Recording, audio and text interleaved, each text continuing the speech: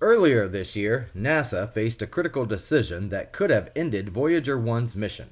Launched in 1977, Voyager 1 relies on roll thrusters to keep its antenna aimed at Earth.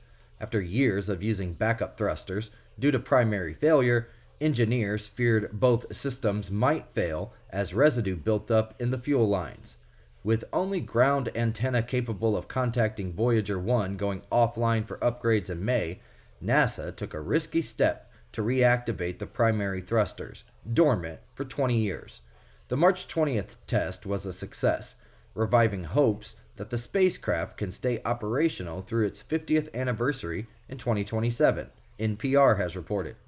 Despite aging hardware, both Voyager probes continue to provide valuable data about the outer of the solar system and interstellar space.